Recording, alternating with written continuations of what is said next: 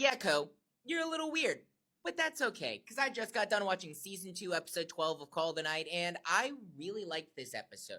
There was a part of me that was really, really worried. I've had a huge problem with the over sexualization of children in this show, and when the detective was paying for Ko to cuddle her, I was so nervous that I was gonna just violently be uncomfortable the entire time, but honestly, even though yes they did cuddle, I don't really have a problem with it because it was more from a maternal perspective, I guess, because the detective is a very broken person right now, and understandably so. She just wasted, in her eyes, 20 years of her life. And also, even if you don't view that as a waste of her life, she still is living without her parents and with basically no one in her life. Nazuna is the only person that she has known in her life that's still there. And now Ko has entered the picture, and she feels some sort of protective nature over him now because she never wanted him to become a vampire in the first place. But now that she's kind of given up her malicious intent,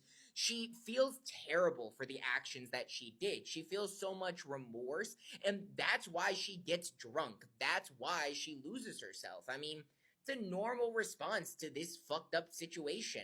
And watching her coddling Ko, even though it was still minor, I understood. I was actually like, okay, no, that this is a broken woman right now who really just needs someone to be there with her. And that's Ko. And Ko is, for being only 14 years old, very mature. Like, he's still a kid and he still has his immaturities, but he's handling the situation pretty well. And I think that seeing his growth from this kid who dropped out of school because he was just tired of it to going through the shit that he's gone through and learning what love is, learning to accept yourself, learning to accept other people. It's honestly a beautiful story. And while it's not perfect, there's still so much to enjoy about it.